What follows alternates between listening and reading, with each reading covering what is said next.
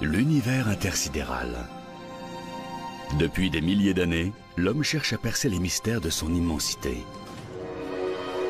Télescopes, navettes spatiales, sondes, l'homme a tout tenté. Pourtant, l'univers nous échappe toujours. Embarquez avec nous pour un voyage à travers l'inconnu, dans les profondeurs de l'infini, toujours plus haut, toujours plus loin, en quête de réponses. Partons à la découverte du cosmos.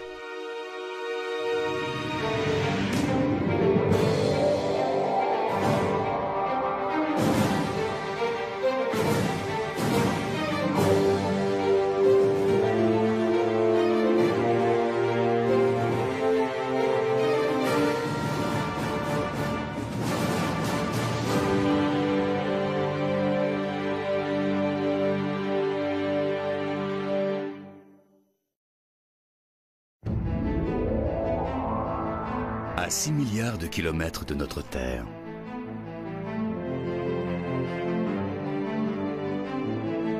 À 4 milliards 500 millions de kilomètres.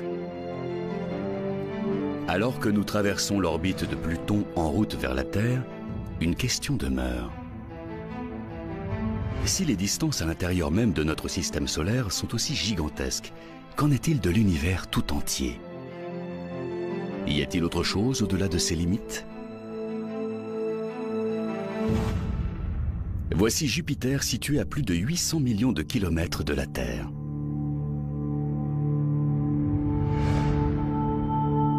Une ceinture d'astéroïdes se trouvant à plus de 278 millions de kilomètres. Mars, la planète la plus proche de nous. Comme ancrée dans nos âmes, cette soif d'exploration n'a jamais quitté l'homme. Cette soif d'aller toujours plus loin, à la découverte des confins de la connaissance et de la compréhension humaine. En 1962, le célèbre discours du président américain Kennedy sur la quête de la Lune incarne parfaitement cette volonté farouche. Well, space is there, and we're going to climb it. And the moon and the planets are there. And new hopes for knowledge and peace are there. And therefore, as we set sail, we ask God's blessing on the most hazardous and dangerous and greatest adventure on which man has ever embarked. 7 ans plus tard, durant l'été 1969, la fusée Saturne V voit le jour. À l'époque, c'est la plus puissante jamais conçue par l'homme. Sa taille équivaut à un immeuble de 36 étages.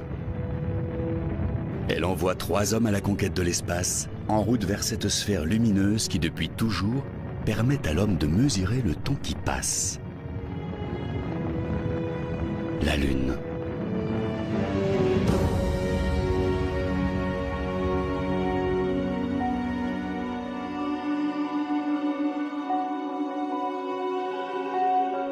Il leur faudra 3 jours pour atteindre notre voisin le plus proche.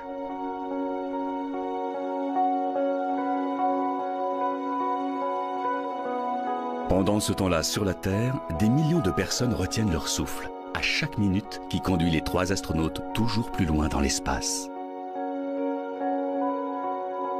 Une mission qui incarne à elle seule des millénaires de rêves et d'aspirations.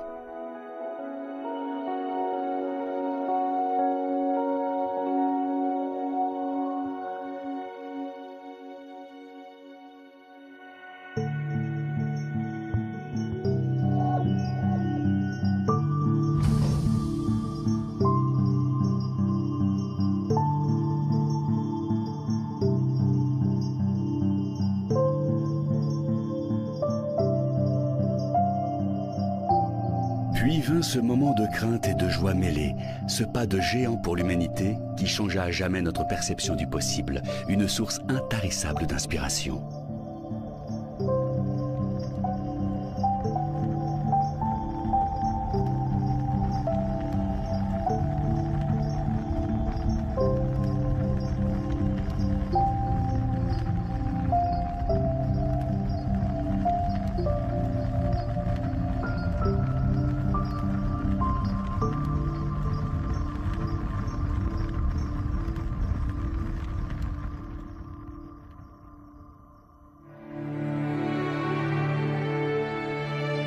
Pour se faire une idée de l'immensité de l'espace, commençons par les deux endroits de l'univers les plus importants pour notre planète bleue.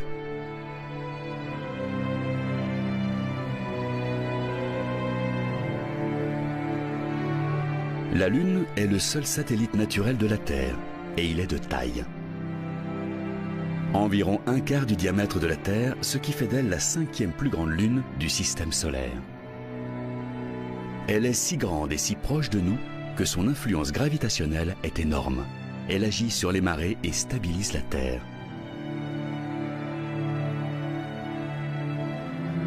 La Lune se trouve à environ 385 000 km de la Terre, mais à l'échelle de l'espace, elles sont comme l'une au-dessus de l'autre. Et si la Lune était une balle de tennis située juste avant la ligne des 3 points d'un terrain de basket,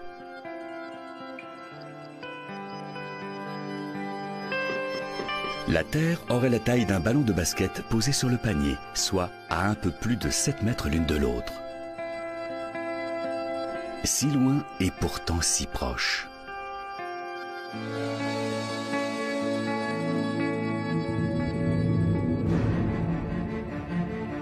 Sans la force gravitationnelle de la Lune, la Terre s'inclinerait naturellement et sortirait totalement de son axe au lieu d'osciller très modérément. En cas de trop forte inclinaison, la lumière du Soleil ne réchaufferait plus la Terre de la même manière, et cela entraînerait une autre répartition des couches de glace entre les deux pôles et sur le reste de la planète. Notre climat à l'équilibre si fragile en serait totalement bouleversé.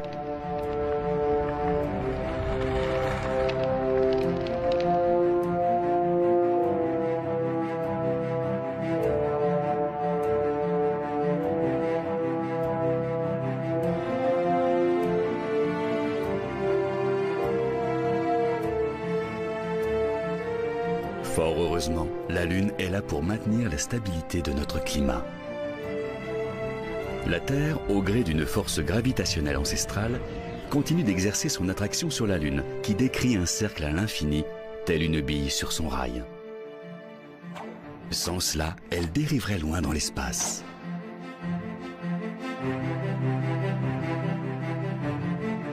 Malgré les apparences, la Lune voyage autour de la Terre à plus de 3105 km/h, soit plus vite qu'une balle de pistolet propulsée à grande vitesse. Pourtant, lorsqu'on l'observe de la Terre, elle semble totalement immobile.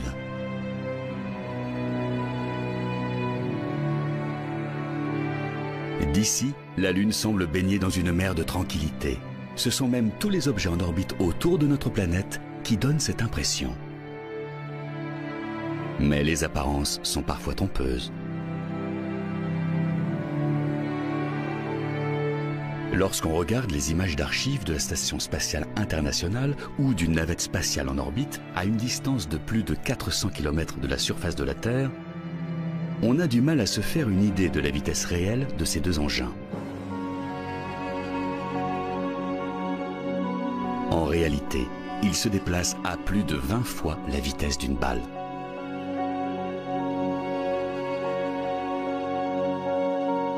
Les spationautes à bord de la Station spatiale internationale peuvent admirer un lever de soleil toutes les 90 minutes.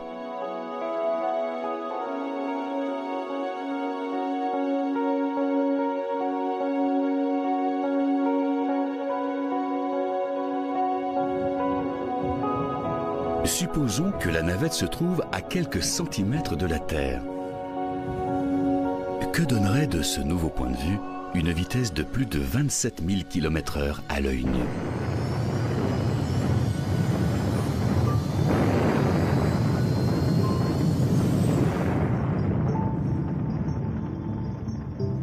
Impossible de la voir arriver.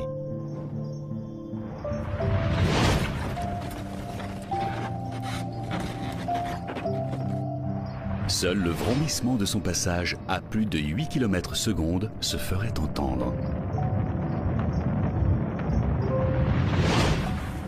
Car avant même d'avoir pu esquisser le moindre mouvement de tête, la navette aurait déjà disparu à l'horizon sans laisser de traces.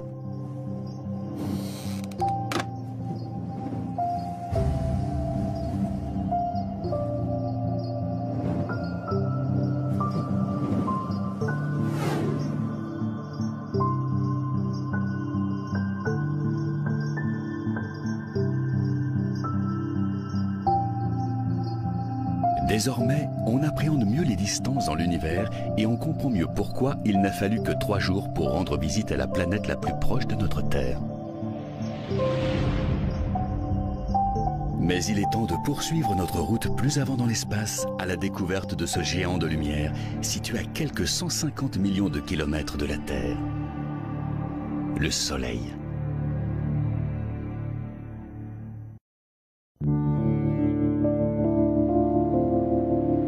Voici la star de notre système solaire.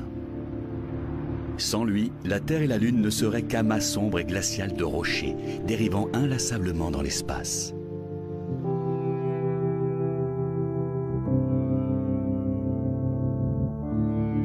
Bien avant qu'un mathématicien de la Renaissance n'affirme que le Soleil se trouve au centre de notre système solaire, l'homme connaissait déjà la valeur inestimable de cet orbe doré qui trône dans le ciel. Nul besoin d'un orrerie, un mécanisme inventé pour représenter le système moderne d'astronomie, pour comprendre que le Soleil nous apporte chaleur et lumière.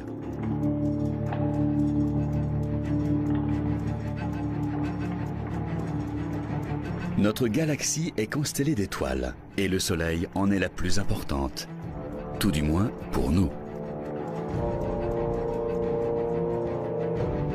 Bien entendu, il est impossible de se poser sur le Soleil, sa surface n'étant pas solide, mais uniquement constituée d'une couche de gaz chaud et bouillonnant appelée photosphère.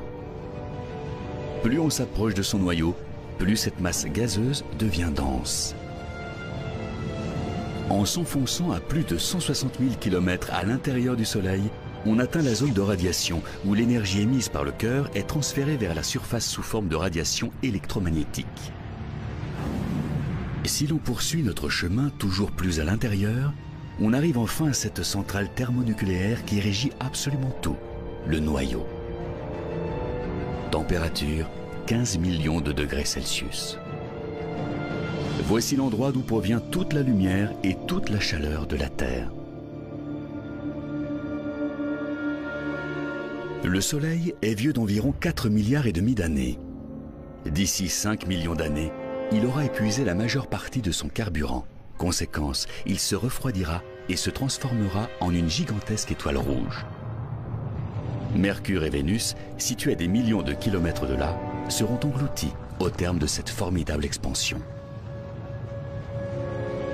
Mais quelle est exactement la taille de cette boule incandescente de chaleur? À l'échelle de notre système solaire, c'est la plus grande chose qui soit.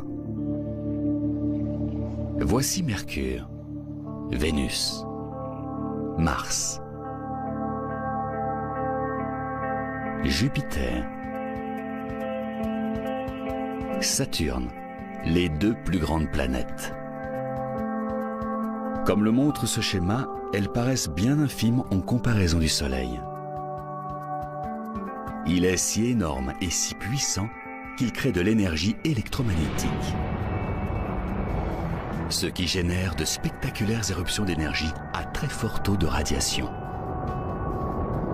Il s'agit d'éruptions solaires, des phénomènes de plus de 10 fois la taille de la Terre elle-même.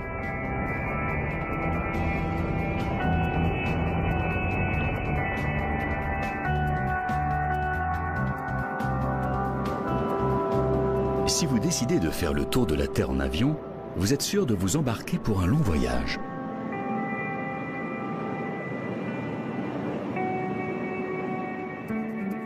Pour un trajet sans escale autour de la planète bleue, il faudrait compter environ 45 heures. Soit quasiment 2 jours à bord de l'appareil.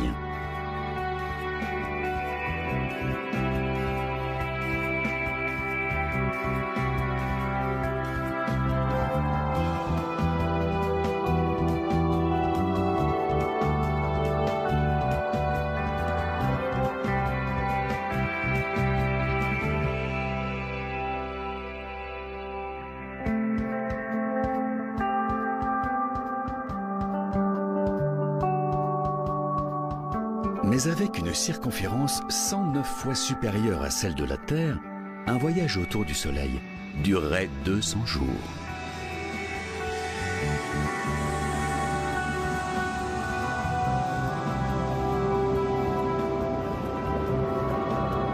Par les plus chaudes journées d'été, on peut sentir la chaleur du soleil sur notre visage. Pourtant, celui-ci se trouve à 150 millions de kilomètres.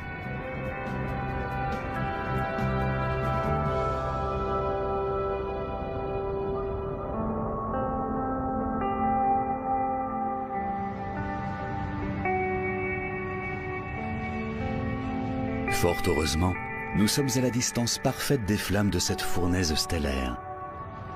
Ni trop près, ni trop loin.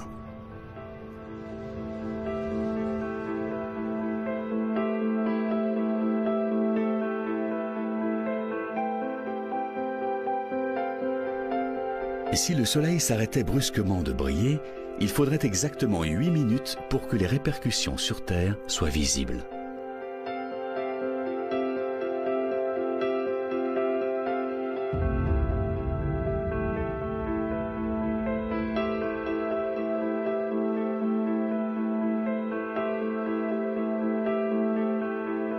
La masse colossale du Soleil exerce une telle force d'attraction gravitationnelle que les planètes sont obligées de tourner en orbite autour de lui.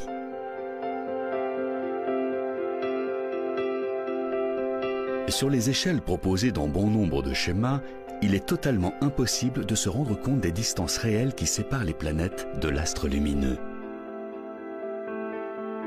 Des distances exceptionnelles.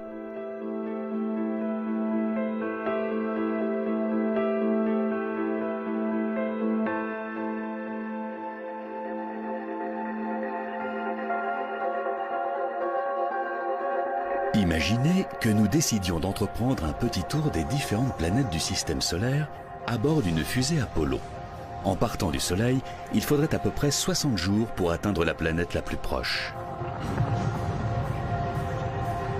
Maintenant, installez-vous confortablement dans vos sièges, car ce n'est que le début du voyage. Prochaine étape, Vénus, 12 jours de plus. Et ce n'est qu'au bout de 5 mois de ce voyage interstellaire que nous atteindrions la Terre.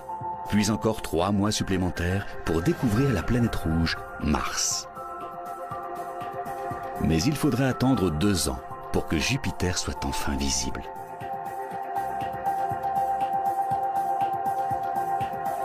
Et encore 2 ans de plus pour Saturne, puis 4 si vous voulez avoir la chance de voir un jour la planète Uranus. Pour Neptune, deuxième planète la plus éloignée du Soleil, il faudrait encore compter 13 années supplémentaires. Et enfin 18 ans de plus pour atteindre notre destination finale, Pluton, situé à plus de 6,5 milliards de kilomètres du Soleil. Comme vous l'avez compris, notre système solaire est immense. Pourtant, ce n'est qu'un vulgaire grain de sable au milieu de la galaxie. Cet astre si flamboyant qui domine notre système solaire se perd littéralement parmi les milliards d'étoiles qui composent la Voie lactée. Mais alors, jusqu'où le plus rapide des vaisseaux spatiaux jamais conçus par l'homme a-t-il été capable de nous emmener ?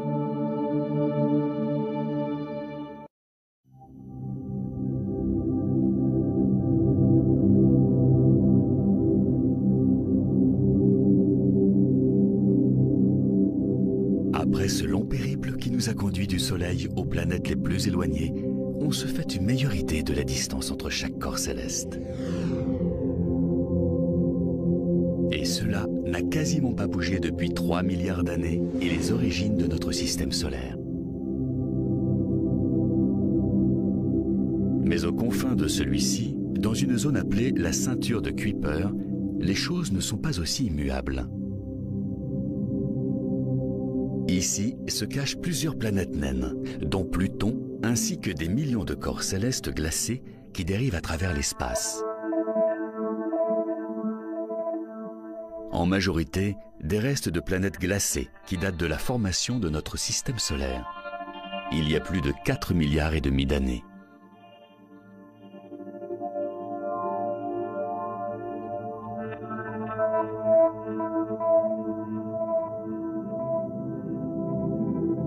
Ce sont des corps qui restent stationnaires, en orbite autour des planètes du système solaire.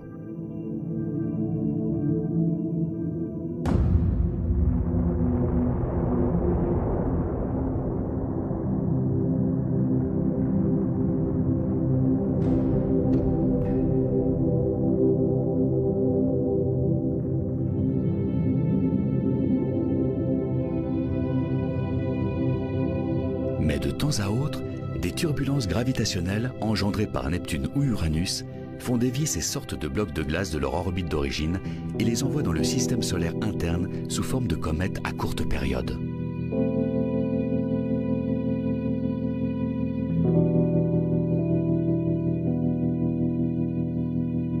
La plupart d'entre elles ne durent que quelques années, puis finissent par exploser à mesure qu'elles s'approchent de la chaleur du Soleil.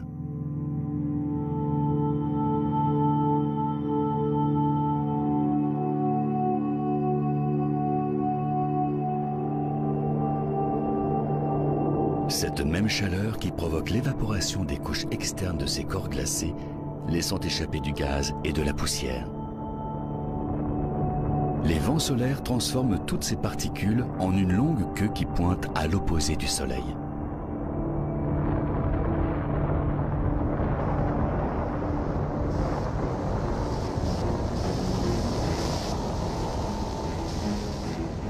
En 1977, la NASA envoie 2 sondes spatiales, Voyager 1 et 2. Elles filent à travers l'espace à une vitesse de 56 000 km/h. Soit 2 fois la vitesse d'une navette spatiale en orbite.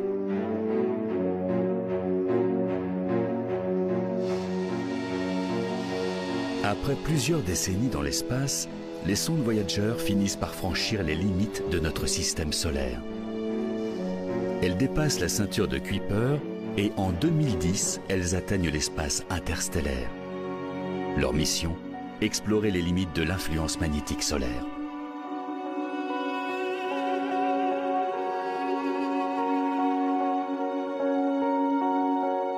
Au-delà de la ceinture de Kuiper, à la frontière du royaume du Soleil, s'étend un vaste ensemble sphérique appelé le nuage d'Oort. Sa limite externe se situe à 750 milliards de kilomètres du Soleil.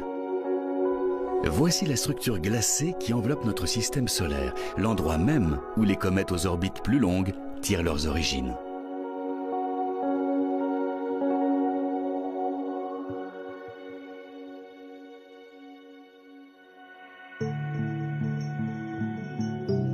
La comète Hale-Bopp en est un bel exemple. Sortie du nuage d'Oort, elle navigue vers le Soleil dans un véritable éclat de lumière. En 1997, lors de son passage près de la Terre, Hale-Bopp devient visible à l'œil nu. Près de la Terre, tout est relatif, à plus de 160 millions de kilomètres. La dernière fois qu'elle s'est approchée aussi près de nous, c'était il y a 4200 ans. La Grèce antique et l'Empire romain n'avaient pas encore vu le jour.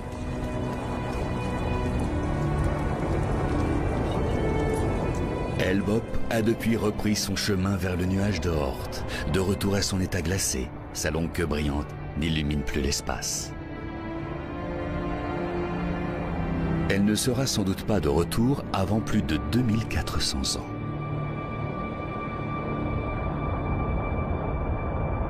Combien de ces restes glacés de planètes, plus communément appelées comètes à longue période, flottent dans le nuage d'Oort? Pas moins d'1 milliard. Voyons les choses de la manière suivante. Il y a 3 250 000 cristaux dans un sac de sucre en poudre de 2,5 kg. Il faudrait 325 000 de ces mêmes sacs pour faire 1 billiard de cristaux de sucre. Soit environ le nombre de comètes présentes dans le nuage d'Oort.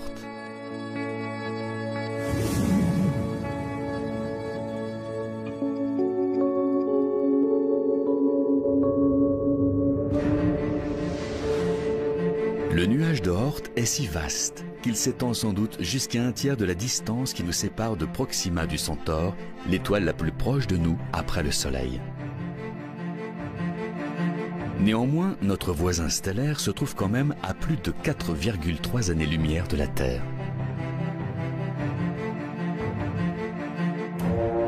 Pour atteindre ne serait-ce que le début du nuage d'Oort, il faudrait que les sondes Voyager poursuivent leur chemin pendant 1500 ans. Et 80 000 de plus pour Proxima du Centaure. Soit 2 fois le temps qui sépare l'homme préhistorique du XXIe siècle.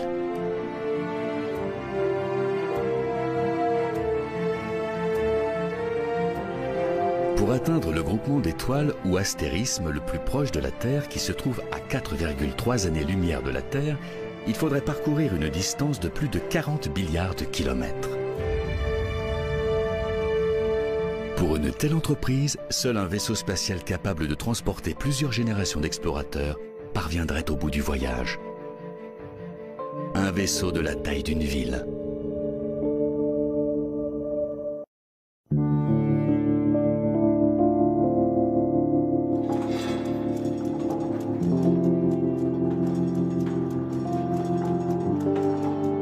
Comme l'histoire l'a montré, la théorie d'un système héliocentrique où les planètes tournent autour du Soleil n'était pas particulièrement bien vue pendant la Renaissance.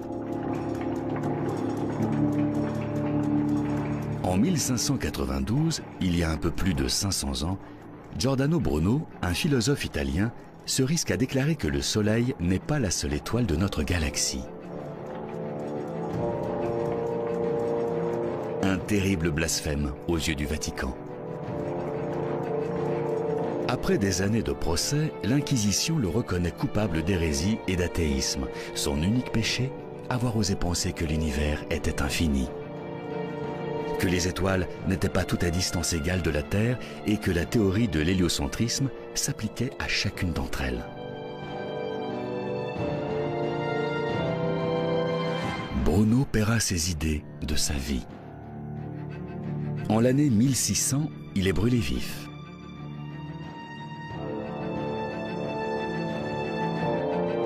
Pour avoir une idée précise des distances qui nous séparent des étoiles et des galaxies, l'homme a dû faire appel à une unité de mesure un peu différente. Une unité de mesure basée sur la vitesse de la lumière.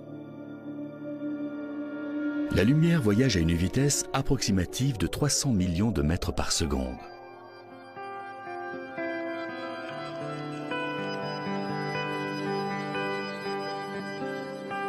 Si nous propulsions un jet de lumière de la Terre à la Lune, soit 384 400 km, il lui faudrait moins d'1 seconde et demie pour atteindre son but.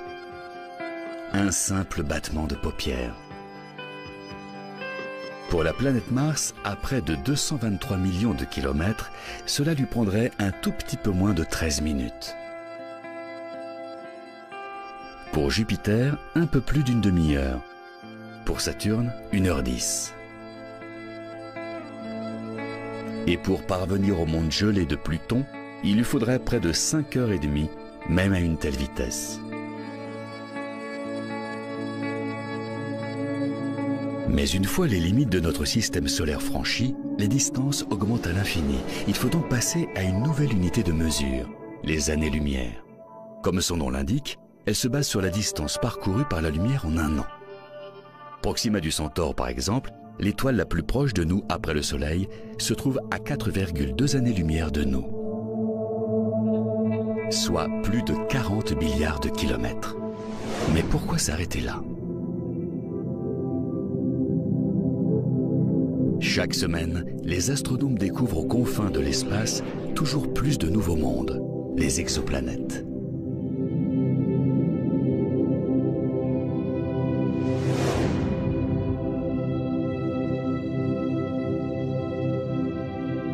À 20 années-lumière de la Terre, dans la constellation de la Balance, se trouve une petite étoile ou naine rouge du nom de Gliese 581.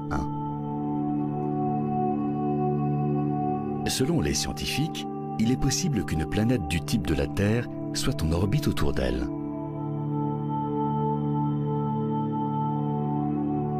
Et si son atmosphère le permet, l'homme pourrait parfaitement y vivre.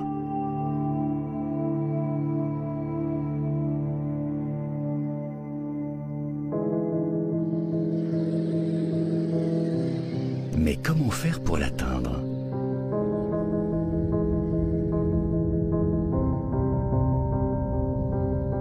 Il faudrait fabriquer un vaisseau capable de naviguer dans l'espace à 10% de la vitesse de la lumière. Mais même à cette vitesse, le voyage à la conquête des exoplanètes les plus proches prendrait des années. Un vaisseau long de plusieurs kilomètres, de la taille d'une petite ville. Un vaisseau totalement autonome.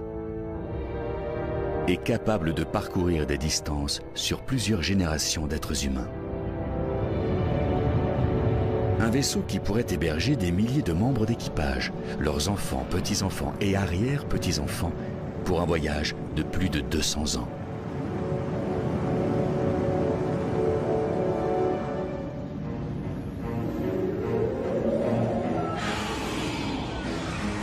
Tout comme les bâtisseurs des plus belles cathédrales du Moyen-Âge, ils seraient incapables de voir leur chef-d'œuvre achevé. Leurs arrière-petits-enfants passeraient eux aussi leur vie entière à bord du vaisseau.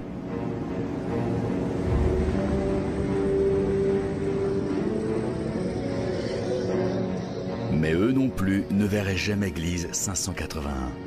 Pire encore, ils n'auraient fait que la moitié du chemin. Un voyage pourtant bien dérisoire si l'on en croit l'immensité de l'espace.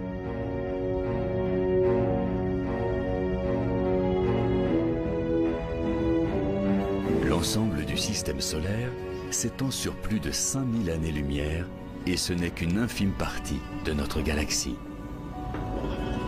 Pour couvrir une telle distance, c'est un véritable périple interstellaire qui attend l'homme à bord de cette gigantesque colonie spatiale.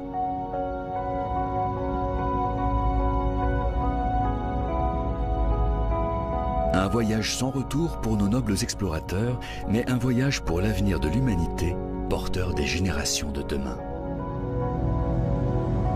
En route vers une terre promise où l'humanité pourrait à nouveau trouver abondance et prospérité.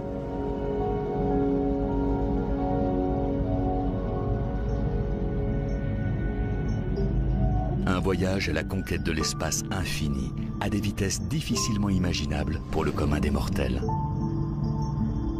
Sa destination finale?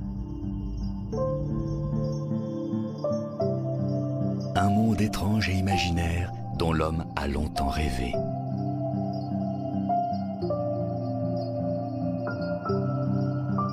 Un voyage qui semblerait une éternité et qui pourtant ne représenterait qu'une fraction de la Voie lactée.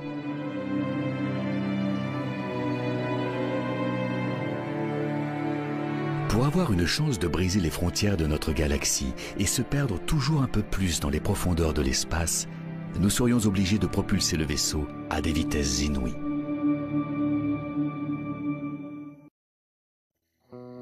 Petit à petit, nous prenons davantage conscience de l'immensité de notre galaxie, la Voie lactée. Lors des nuits les plus claires, il est parfois possible de l'apercevoir. Cet îlot de forme ovale tire son nom de cette bande à peine visible de lumière blanche qui s'étend à travers le ciel. Les points lumineux qui ressemblent à des étoiles sont en fait des groupements d'étoiles. De millions d'étoiles. C'est ici que se trouve le centre de la galaxie, sa partie la plus brillante. Comme nous sommes à l'intérieur, il est impossible d'en voir sa totalité. La Voie lactée est tout autour de nous. Dès lors, qui peut blâmer nos ancêtres d'avoir cru que la Terre était au centre de la galaxie? Le soleil se lève chaque matin et se couche chaque soir, nous offrant par là même un spectacle nocturne du paradis céleste. Et pourtant, lorsqu'il ne brille pas de mille feux dans le décor bleu-azur d'un ciel sans nuages, le soleil reprend sa place dans l'obscurité du ciel, parmi les centaines de milliards d'étoiles qui peuplent la Voie lactée.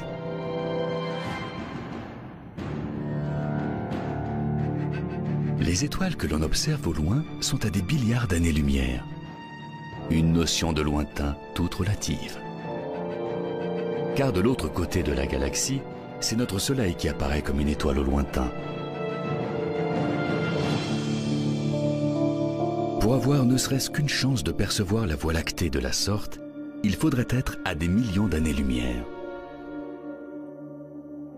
Le nombre d'étoiles, de groupements d'étoiles, les constellations, l'univers lui-même dépassent tout simplement l'entendement.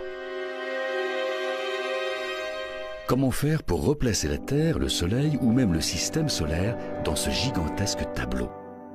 C'est tout bonnement impossible. La Voie lactée est épaisse d'1 millier d'années-lumière, son diamètre de plus de 100 000. Alors, comment se faire une idée plus terrestre d'un tel espace? Il suffit de faire la conversion. 1000 années-lumière correspondent en gros à 964 trillions de kilomètres. Est-ce plus clair pour autant? Envisageons cela d'une autre manière. Imaginons que vous ayez devant vous un crayon et une longue bande de papier, et que vous ayez le temps d'y inscrire 964 trillions de caractères. Par exemple, les 11 symboles des planètes de notre système solaire s'enchiront.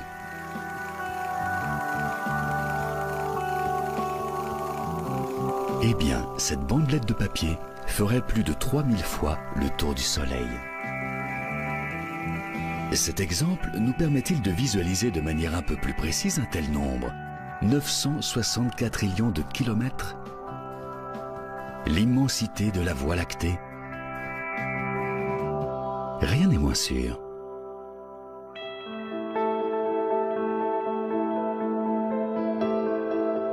Au cœur de notre galaxie se trouve Sagittarius A, une source intense d'ondes radio située dans la constellation du Sagittaire. Elle héberge l'un des phénomènes les plus intenses et mystérieux de l'univers. Un trou noir supermassif, un phénomène d'une rare violence. Ici, la gravité est si forte que même la lumière ne peut y échapper. Les trous noirs présents dans les galaxies spirales, comme la Voie lactée, sont totalement invisibles. Mais les scientifiques sont capables de les déceler en observant le comportement des étoiles environnantes, invariablement attirées par ces derniers. Juste avant de se faire engloutir, elles émettent d'énormes quantités de radiation.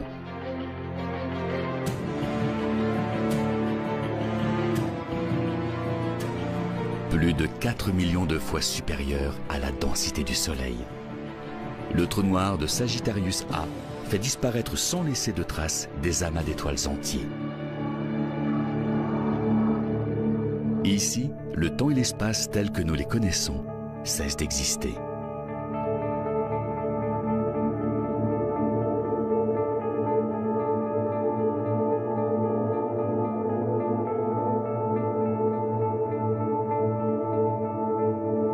Malgré l'immensité de la Voie lactée, les scientifiques pensent que notre galaxie n'est qu'une spirale ordinaire perdue dans un petit coin d'univers.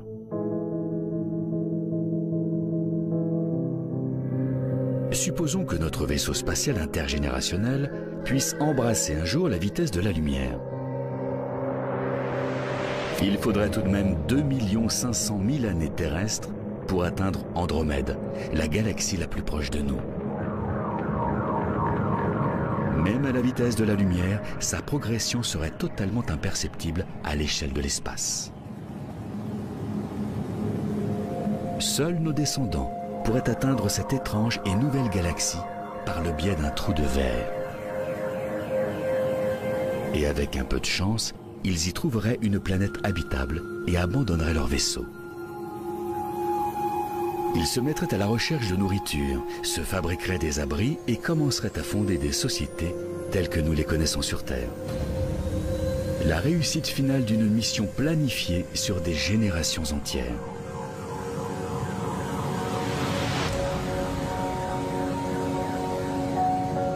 Imaginez-vous débarquer dans ce nouveau monde, une planète aux conditions similaires à celles de la Terre, mais qui abrite peut-être des formes de vie inconnues.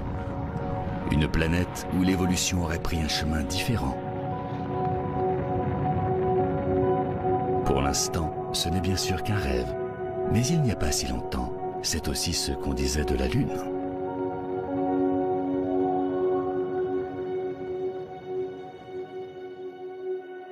Quel sort peut bien réserver l'avenir à notre espèce sur Terre? Ce voyage interstellaire à la découverte d'une nouvelle planète sera-t-il un jour nécessaire? Un voyage au-delà de nos certitudes. L'espace est immense, certes, mais que se cache-t-il au-delà de ce que nous voyons déjà, et jusqu'où? Intéressons-nous maintenant aux véritables confins de l'espace, là où aucun vaisseau ne pourra jamais aller. Mais aussi à l'époque où tout a commencé, à la formation de l'univers.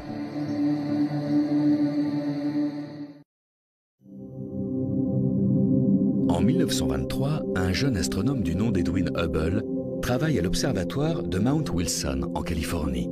Un jour, il pense tomber par hasard sur la nébuleuse d'Andromède.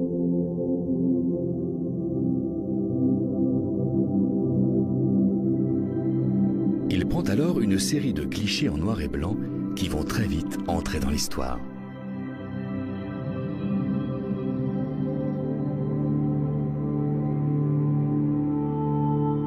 Il ne le sait pas encore, mais le scientifique vient tout simplement de faire l'une des plus grandes découvertes du XXe siècle. Andromède n'est pas un groupement d'étoiles à l'intérieur de la Voie lactée. Edwin Hubble vient de mettre au jour une nouvelle galaxie.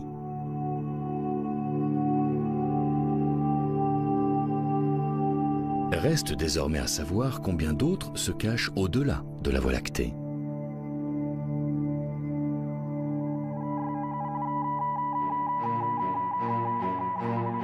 En 1990, la NASA procède au lancement d'un télescope orbital ultra puissant, baptisé en l'honneur d'Edwin Hubble. Son objectif, observer l'espace dans ses plus lointains recoins.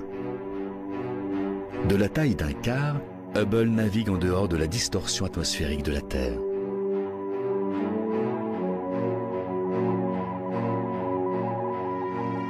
En un peu plus de 20 ans d'existence, il a déjà relevé et transmis les images plus étonnantes et instructives qu'il nous ait été donné de voir. La nébuleuse de la Lyre dans la constellation du même nom. Les gigantesques amas d'étoiles entourées de gaz rayonnants. Les restes de l'explosion d'une grosse étoile. La galaxie du tourbillon.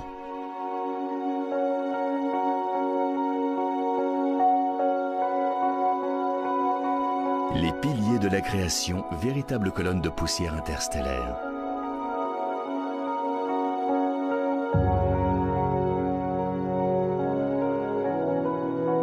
Des astérismes présents dans les galaxies naines les plus proches comme les plus lointaines.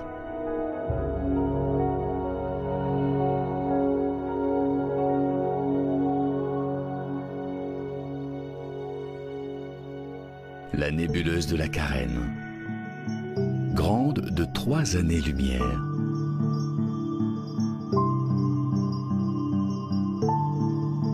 Les galaxies spirales à 30 millions d'années-lumière de la Terre.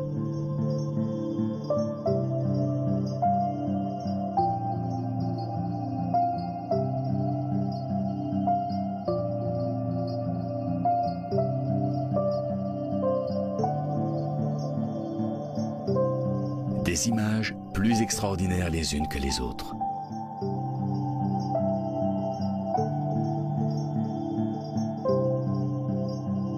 Mais il y a une image prise par Hubble sur une période de 4 mois pendant l'année 2003 qui représente une avancée capitale, au même titre que la découverte par Edwin Hubble en 1923 de la galaxie d'Andromède.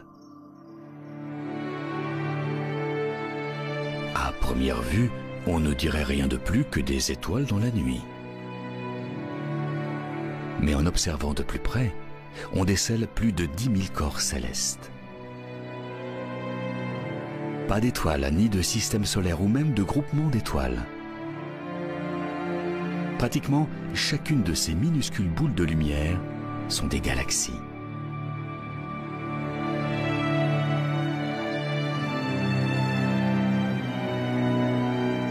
Les astronomes ont baptisé cette image Ultra Deep Field, le champ ultra profond. Le plus exceptionnel dans la découverte de ces 10 000 galaxies, c'est que l'image prise par le télescope Hubble ne compte que pour 1/124 millionième de l'ensemble du ciel.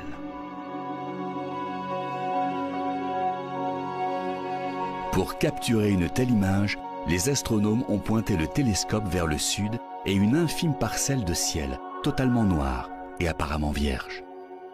Puis, ils ont attendu. Ils n'avaient aucune idée de ce que leur révélerait cette pénombre.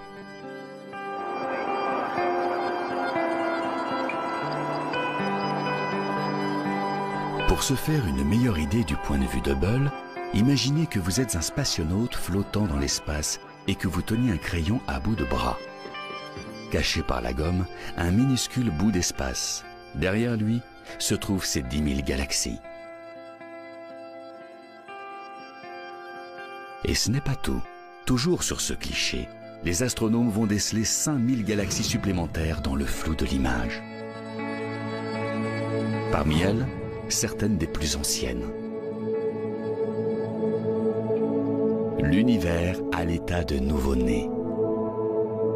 La lumière de ces galaxies nous propulse à plus de 13 milliards d'années-lumière en arrière, soit quasiment à l'époque du Big Bang.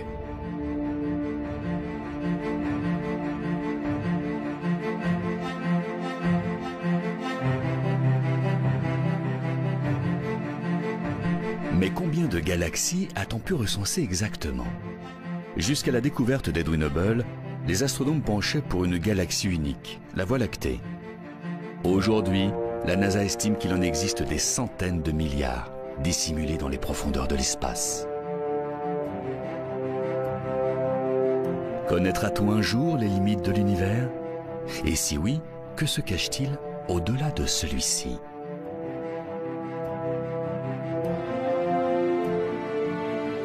Tout le monde espère qu'un jour nous serons capables de découvrir les secrets d'un univers aussi complexe que démesuré.